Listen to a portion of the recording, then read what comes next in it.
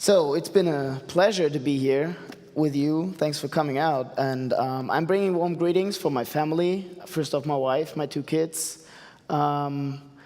They kindly lend me over for a short period of time to be here. And as well from the Hamburg Project folks, which is the church that I serve at in Hamburg. They're also very, very happy to send you greetings. For some couple of weeks, for 3, if I'm informed correctly, you're in a new sermon series on the book of Psalms.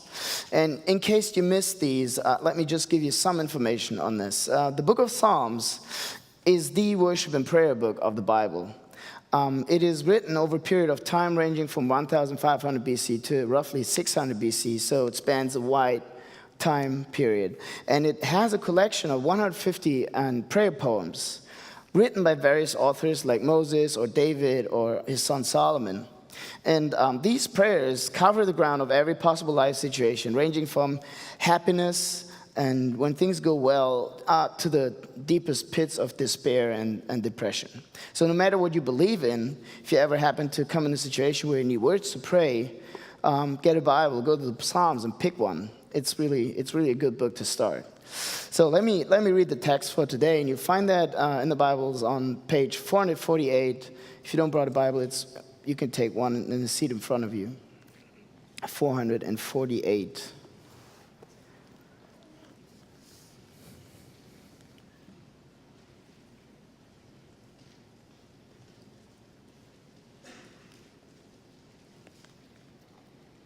Why do the nations rage and the peoples plot in vain?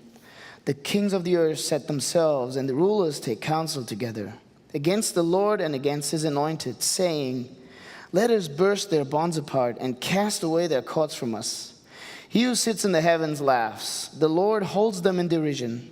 Then he'll speak to them in his wrath and terrify them in his fury, saying, "As for me, I've set my king on Zion, my holy hill. I'll tell of the decree the Lord said to me, 'You are my son. Today I have begotten you.' Ask of me, and I will make the nations your heritage and the ends of the earth your possession. You shall break them with a rod of iron and dash them in pieces like a potter's vessel. Now therefore, O kings, be wise, be warned, O rulers of the earth. Serve the Lord with fear and rejoice with trembling. Kiss the Son, lest he be angry and you perish in the way, for his wrath is quickly kindled. Blessed are all who take refuge in him." This is the word of God. Let me pray. Heavenly Father, thank you so much for providing a whole book, the book of Psalms, to give us words to pray, to give us words to connect with you in every life situation. And I ask you, Holy Spirit, that you just come and revive these words that you've written and make them alive for us. Help us understand these and help me to just say the words that you want to have said. I pray in Jesus' name, amen. So some say that the first 2 Psalms, Psalm 1 and 2, are an entry gate, kind of a gateway into the whole book of Psalms. And if you read the 2 Psalms, you'll recognize that they complement each other. And both kind of circle around the general question, what is the core of your life? What is the foundation of it? What holds your universe together? And whereas Psalm 1 does this more personal and individual, Psalm 2 does this more corporate and collective. So you already covered Psalm 1 here at Near North last Sunday, and probably heard that Psalm 1 challenges your personal and individual philosophy to do life. This, in essence, is the microcosm. Psalm 1 gives you the microcosm, the smallest cells of society. In Psalm 2, we zoom out of this microcosm and go macro, and we look at nations, governments, and broadly speaking, the world order. But we have to keep in mind, as collectives are always formed by individuals, you can't separate both. That's why you need 2 Psalms to introduce you to the whole book. So if we dive into the text, just by skimming over, you'll recognize that the main theme is kings. This psalm is about kings. So you see rulers, you see kings, you see nations and kingdoms. And the question that Psalm poses is basically, which king? Which king should it be? Or to put it more modern, it may be even appropriate to ask, do we even need a king? You in the U.S. never had a king, so this is a little different in Europe. But do we ever need a king in the 21st century? So the title of this message is No Need for a King. No need for a king as a question. And I'll break it down to 3 points. The first point is we long for a king. Second is we reject the king. And the third is the true king. We long for a king.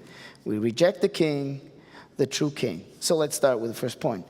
We long for a king. Again, a little bit of context. Even when you read that and you see that no author is named, if you turn to the last third of the Bible, which is the New Testament, you'll find the information provided in the book of Acts that it tells us that David was the author.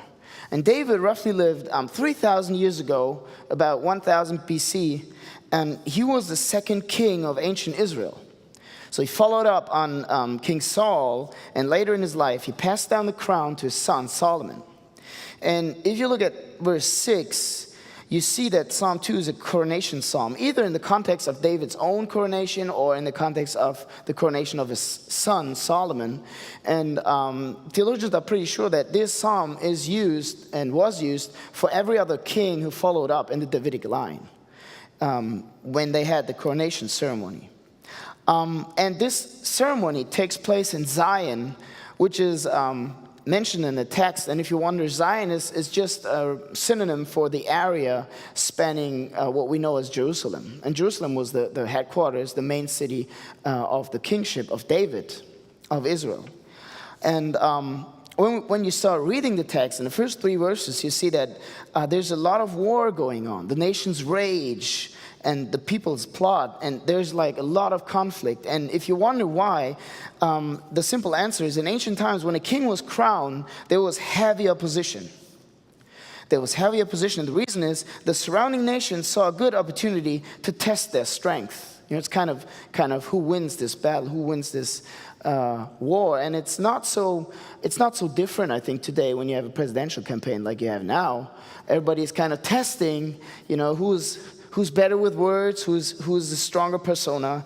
And so what David experienced was that the surrounding nations were not all too enthusiastic about Israel's rise to power. They were not all too enthusiastic that Israel kind of formed a kingship now and had its own king. So what Psalm 2 kind of says is a warning. It says, watch out. God is with David. David is God's anointed. So be careful what you do. And just let me pause here and kind of play a game of guessing what you think. It may be that you think, I'm so glad that we put away the old-fashioned ways of monarchy, generally speaking, globally speaking, with its bloodthirsty and mad kings. I'm so glad that I'm living in a post-enlightened democracy and we have no need for a king anymore. So glad. Or maybe you wonder what this has to do with you personally. You know, we have 2016, obviously, AD, and not like 1000 BC, and you say, you know, can this ancient text be relevant today? I don't think so. Or you may even get angry when you read about God and ruling and installing his king, and you say, you know what, I don't want to have to do anything with God. I'm fed up with religion. Or, which is also quite common, is you may be angry and upset because you see God being brought into the realm of politics, and that's just the worst thing you can do. Keep God out of the realm of politics. Keep him out of the public sphere. Please keep it private. You know, believe whatever you want, but don't bring your personal beliefs when you want to have a public discourse. So whatever your mindset is like, let me try to show you how relevant the psalm still is today by asking one question. Isn't it interesting that even though we've moved on from monarchy, globally speaking, and kings, that we can't get enough of stories about them? Isn't that interesting? The literature of the human race is full of legends, full of stories about a king. You have like modern stories like Game of Thrones, or you have old stories like King Arthur, or you have like something like Robin Hood, where there's a good king who's gone and there's an evil king ruling, and then there comes Robin Hood and is kind of putting things right and is functioning as a king, as a hero. Or you have things like Lord of the Rings or Narnia Chronicles, where the whole story unfolds by there is a king and he's missing and he's desperately wanted, and where's this king? And we all expect that he comes back to put things right. You either have a king that is just and does good, or you have somebody who fights for justice against an unjust king. So, and it's interesting that today we just changed the vocabulary. We don't call them kings anymore. Sometimes we call them superheroes. Isn't that interesting? You have zillions of superheroes, and it never ends. Iron Man, Spider-Man, Superman, Batman, whatever, man. If you need a job, maybe you should go and just invent another superhero. Could be a good idea. So why is that? Why is this? Why can't we get enough of kings? Why are we crazy about these kings? And if you think we've done these kings away, we've put these away, we left that behind, we're postmodern, we don't need kings, just take a look around. So C.S. Lewis contemplated this, and he wrote an article, and let me quote him. He says, "The reason is where men are forbidden to honor a king, they honor millionaires, athletes, or film stars instead, even famous prostitutes or gangsters." I think Chicago had Al Capone, right? So you know that. We love these kings, and this is really an elementary part, and we follow them. We are obsessed by these kings, functional kings. We follow them on Facebook, Twitter, and Instagram. Why is that? And again, C.S. Lewis explains this with another quote, and he says, "For spiritual nature, like bodily nature, will be served, deny it food, and it will gobble poison."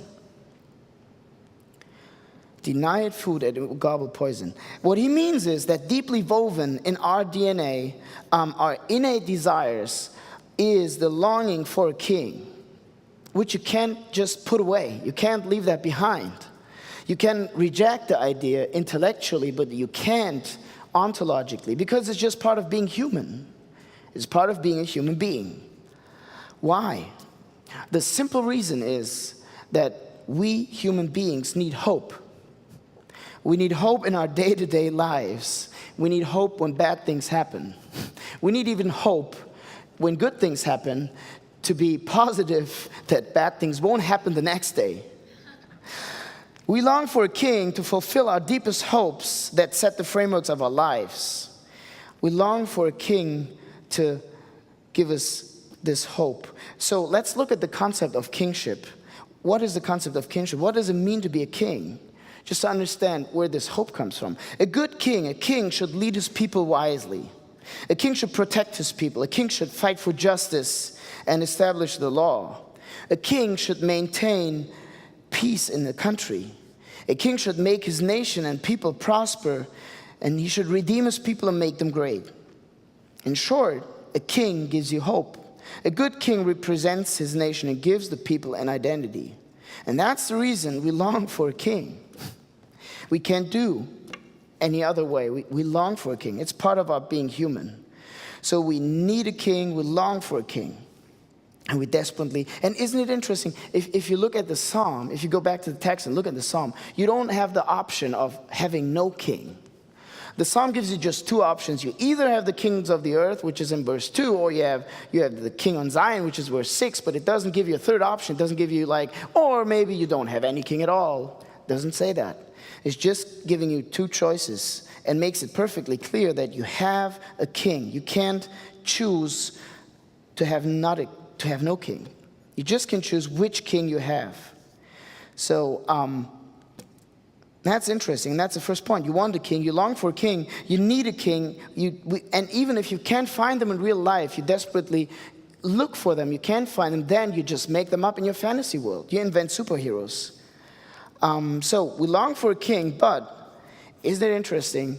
Paradoxically, we reject the king. Second point, we reject the king.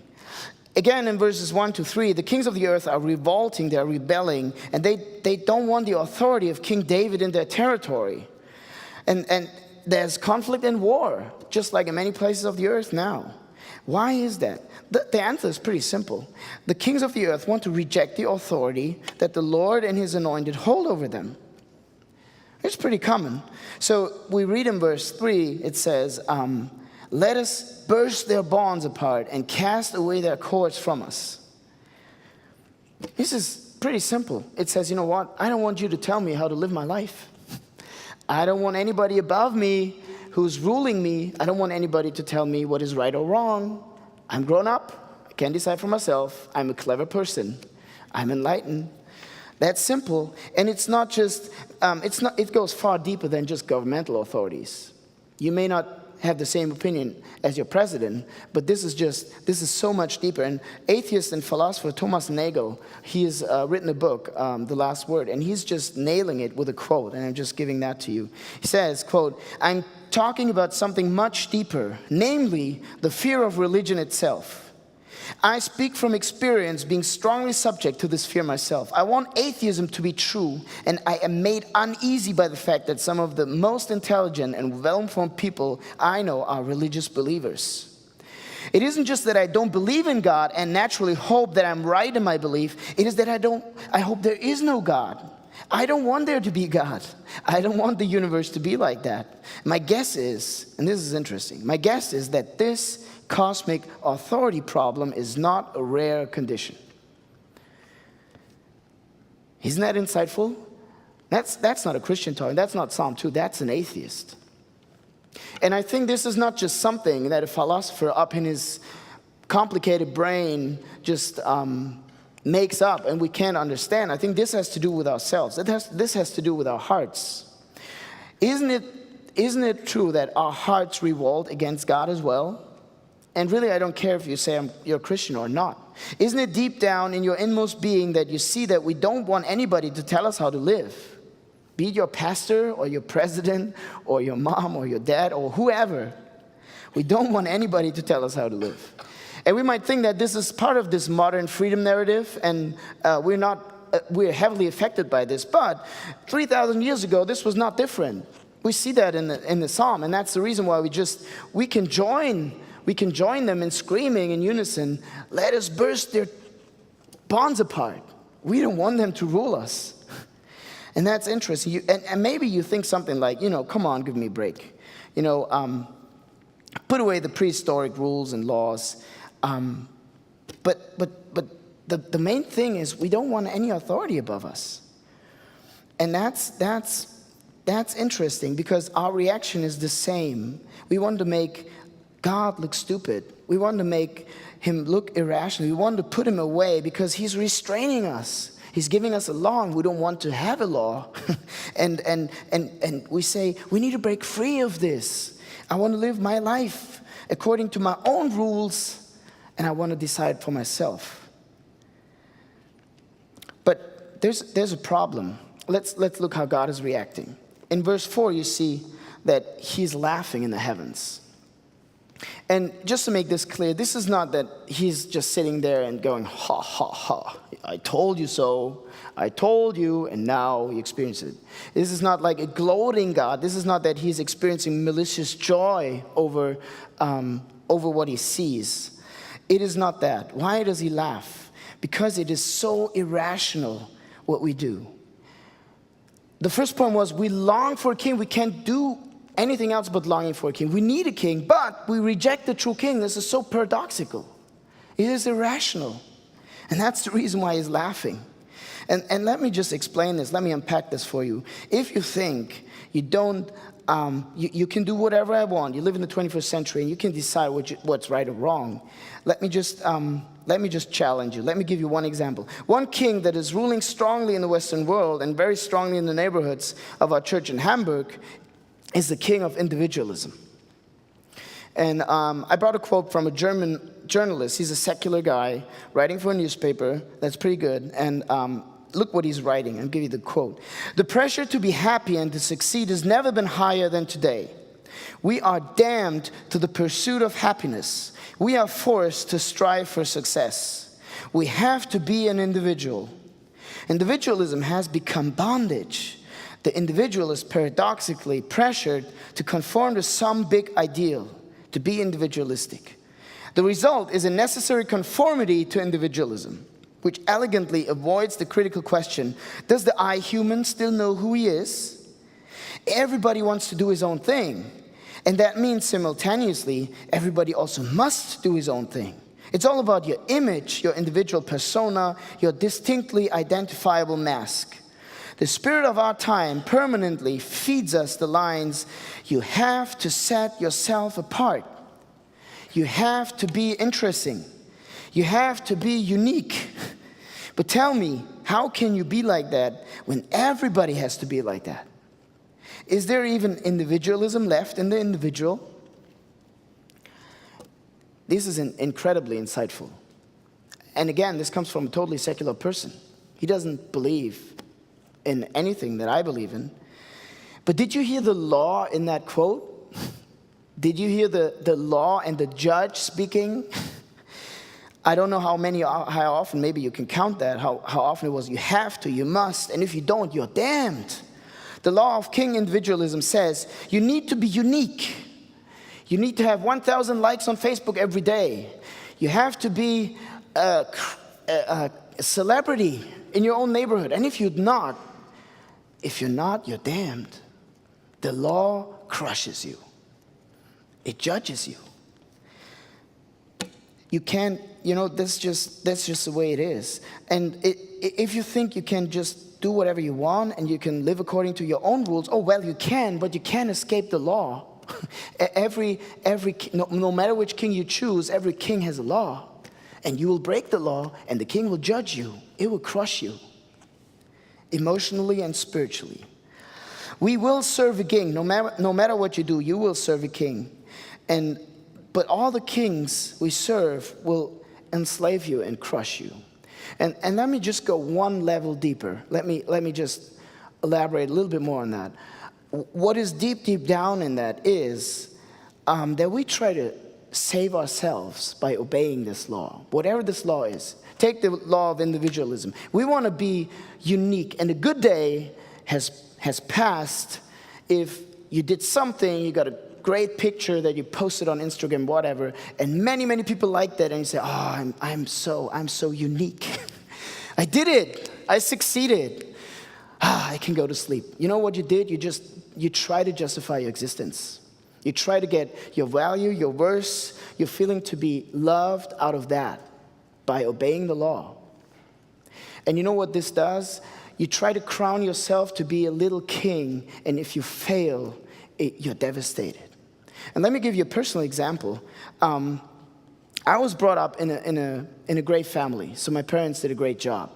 But they were the first generation of Turks in Germany, and they were like in the world of academia, and they were brilliant. They were just doing a lot of work. And they experienced ever and ever and ever, they continued to experience ongoing systemic racial discrimination. They were denied the positions they would normally, according to their resume, would have access to because they were not German. And what that made with them was, when I was born and I was raised, the one thing that they taught me day in and day out was, if you want to make it in this country, if you want to make it in Germany, you have to be better than everybody else. You have to be better than every German in your class. You have to outperform them, and you have to excel in every area of life. You know what this is? This is the king of perfectionism. And it has its law. And if you break the law, it crushes you. So, I grew up with this king whom I learned to bow down and serve. And every time I failed, it crushes me. And I'm still struggling with that today. This just imprinted deeply in my heart. So somebody asked me if I like to preach, and I said, yeah, I love preaching, but I hate the preparation. I hate the preparation because it's hell. For me, it's hell. I'm sitting in front of my notebook, and I'm paralyzed because I am totally struck by fear that what I'm writing is not as brilliant as it should be. That's the law. That's king perfectionism. And it just brings fear and sorrow and struggle, and it will crush you. It will enslave you. So you serve a king, and all the kings we serve in the world will either enslave and crush us, or, like the king of individualism, or other kings, they will disappoint us. Let's go to David. A psalm talks about David. David was probably the best king Israel had. He was the George Washington, Abraham Lincoln, and Franklin Roosevelt of ancient Israel. Or to talk in Turkish history, he was what Kemal Atatürk was for the Turks, who founded the country in 1923. But even David failed as a king. David abused his kingly power. He committed adultery and murder. He failed as a family father in such a heavy way that as one of the consequences, one of his sons, Absalom, turned against him and orchestrated a rebellion and dethroned him. David was he was fleeing out of his own palace by his own son.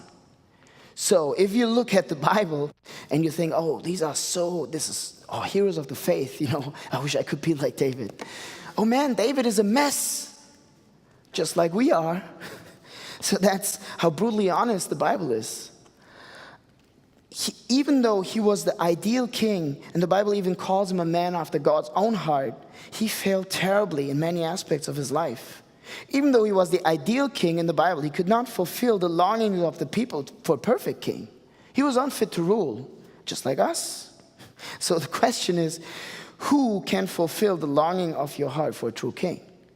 For a king that brings guidance, security, hope, and everlasting peace, and who could win our hearts back from daily turning to the false kings, who could win our rebellious hearts and show us that God is so much more trustworthy than any other king we create. Let's turn to our last thought, the perfect king, the true king. Psalm 2 shows that we long for a king. Psalm 2 shows that you can't escape having a king that you bow down to. And if you do, there's a law. And if you break it, you're crushed. So what do you need to get out of this? What does it take? You need a king that is absolutely perfect. You need a king that is flawless, without blemish. You need a king that's not abusing his power. You need a king that is not committing adultery. You need a king that is installing a justice that he himself follows. You need a perfect king. But you know what? That's not enough. If you have this perfect king, he still has every right to crush us when we break the law. Every right to judge us. You need a king that is perfect, but instead of judging us, instead of crushing us, is willing to save us. Who is that king? Let's look at verse 12. It says, "Kiss the Son, lest he be angry and you perish in the way, for his wrath is quickly kindled. Blessed are all who take refuge in him." What does it mean to kiss the Son? If you're like me, kissing is something reserved for the people I like, I love. It's not something for the people I have a problem with. So what you see is, what the psalm invites you to do is that the same people who are hating and rejecting the king, who are rebelling against the king, are invited to turn from hate to love. Kiss the Son. The kings of the earth, and look, this is crazy. This is so crazy. The kings of the earth are offered to take refuge in the exact same king whom they despise and who would have every right to crush them and execute judgment over them because they've broken the law. The king that despised and they didn't want to rule and that they hated, he offers refuge and salvation. Isn't that crazy? Who's this perfect king? It's Christ. Look at verse 2. We read that the nations are raging against the anointed of the Lord. And if you look up anointed in the Hebrew, it says Mashiach. It is Messiah. It is Christ. Jesus was the perfect king. He was without any flaw, sin, or blemish. He ruled from eternity past as God from heaven. But because he loved us, because he didn't want to execute judgment on us, he didn't want to crush us, he laid down his crown. He laid down his crown by becoming human. The perfect king who becomes an obedient servant. The perfect king who had every privilege in the universe, who had all the riches in the world, who just, you can't imagine what he was able to do. I can't. He becomes human, and he not only becomes human, he was born in poverty. All the major founders of religions, if you look them up, they're born in palaces. They're born in riches, and they die successfully on a deathbed, and all their followers are surrounding them and just hail him and glory him. But not Christ. He was born in poverty. He was born in utter poverty. He didn't even have a place to sleep, not a bed to sleep. And even though all that Jesus did, all his life, to serve, heal, help, and obey God's perfect law, he experienced utter injustice. Utter injustice. He was despised. He was outlawed. He was beaten, torn, mocked, and nailed on the cross. That was the high point of his life. On the cross, he took the curse that Psalm 1 talks about because we broke the law. And we deserve that. On the cross, he took the wrath of Psalm 2 that would have been the just judgment for our rebellion. On the cross, he became the rebellious king of the earth that he never was. He was dethroned by God the Father and cursed because all the sin of the universe was on his shoulders. In order not just to turn our hearts to his, he doesn't just want us to have him as a king and bow down to him. He wants us to be part of the royal family. By going to the cross, taking the judgment that we deserved, he adopted us. He made us heirs to the king, heirs to the throne. Isn't that crazy? This is so much what we not deserved.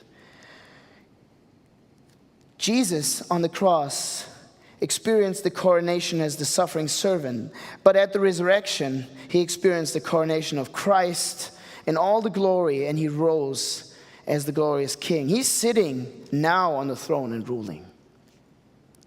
He's a servant king, a humble king, and you'll never find another king who will become a servant and like a slave to save us. He's a king who doesn't just, he's not crushing us. He's not executing judgment on us. He's a king who lifts us up, who redeems us. And let me just ask you, if he has humbled himself for us, if he is a king that truly serves us, who could be more trustworthy? Where is a king that is more trustworthy? How to find hope? I told you in the beginning that the reason why we need kings is we need hope. We need hope like the air to breathe. How to find hope? Stop rejecting the true king. Turn from hate to love. Turn from your false kings to the true king. Turn to him with fear and trembling, just like it says in verses 10 to 12. Kiss the Son who took the wrath for you, who became a servant for you, who even laid down his crown for you on the cross. And that changes everything. You don't have to serve a king that when you break his law crushes you. You don't have to serve a king that disappoints you. And that's the essence of the gospel. It says you're more sinful than you ever wanted to realize, but at the same time, you're more valued, loved than you ever dared hope by God, the Creator. And I don't know what you think now. Maybe you can't believe this. Maybe you don't find this convincing, but wouldn't you wish it was true? If you look in your life and you see that there is a king and he breaks you, he crushes you, wouldn't you wish you could believe in the true king? And let me just close with two things. What if you forget that?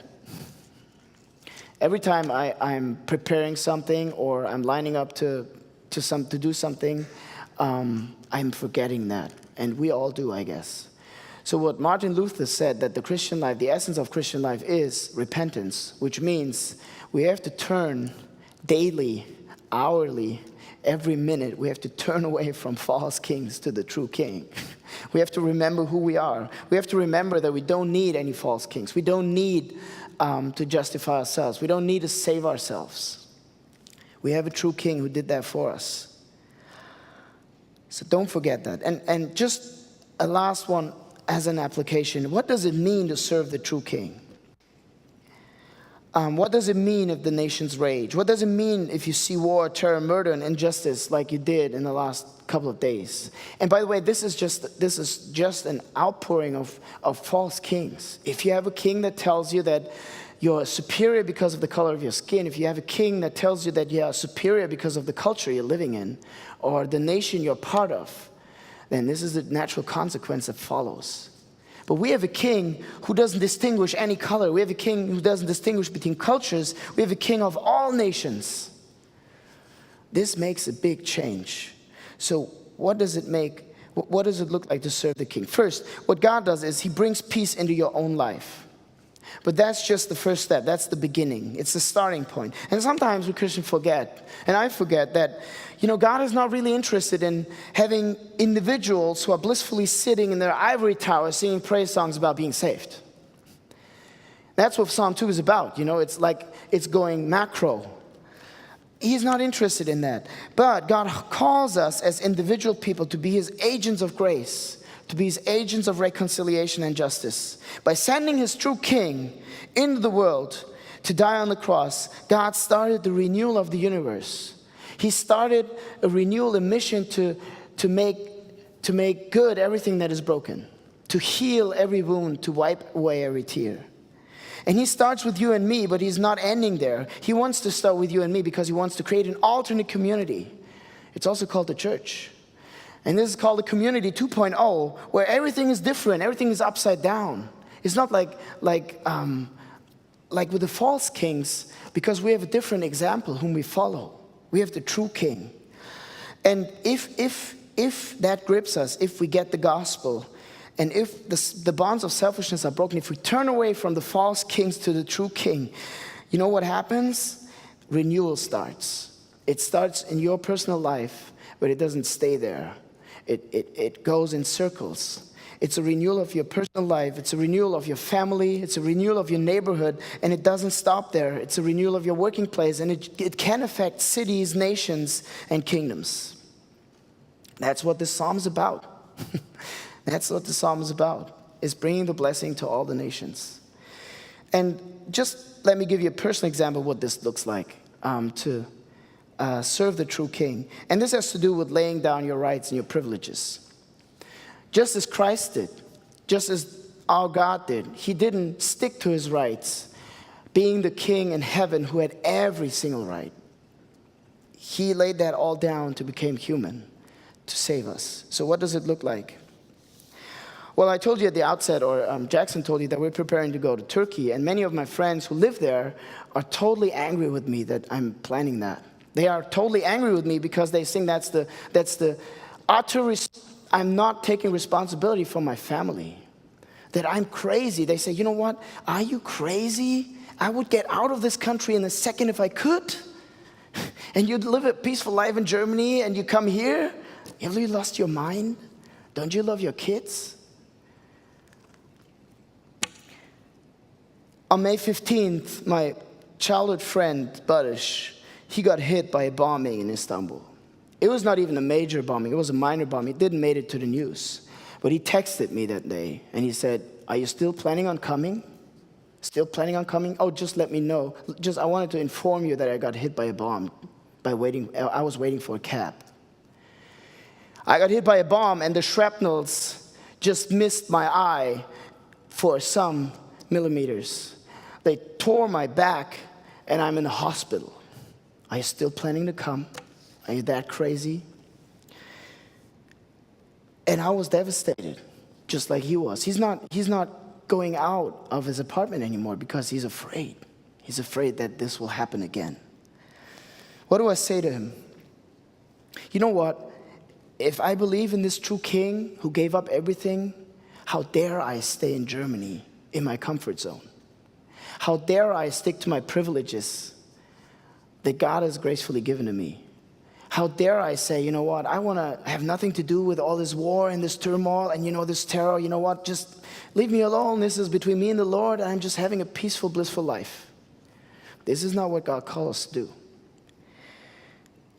Because if we have the true king who gave up all heavenly privilege, became human, poor, despised, to make us part of the royal family, if we believe that deep down in our hearts, then we cannot hold on to our privileges. And that's just a personal example, whatever that may look like for your life, in your life. I want to close with a moment of silence where you can just process what you've heard. If this is the first time you're at church or the first time you hear about the true king, just answer him in prayer. You might even come up after the service and just talk to one of the pastors who could pray with you. But if you're a Christian and you recognize that theologically you would approve of the true king, but in your life it looks very different, if you realize you have to turn from false kings every day, every minute, just like me, then you're invited to answer God in prayer as well. So a moment of silence.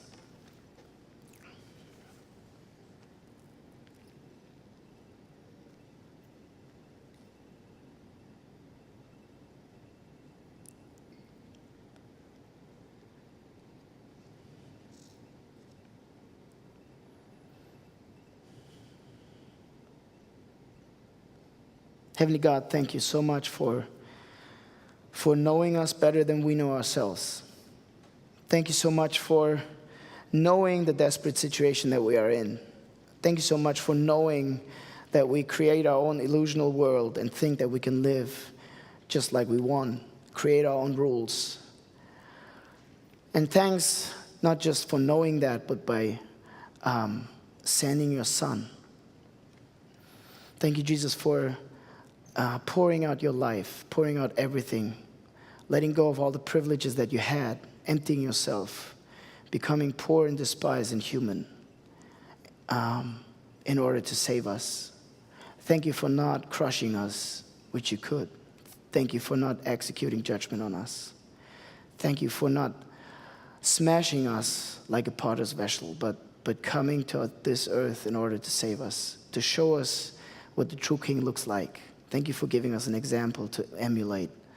And I just ask you that you turn our hearts away from the false kings that are surrounding us day in and day out to you, to the true king. I ask in your name, amen.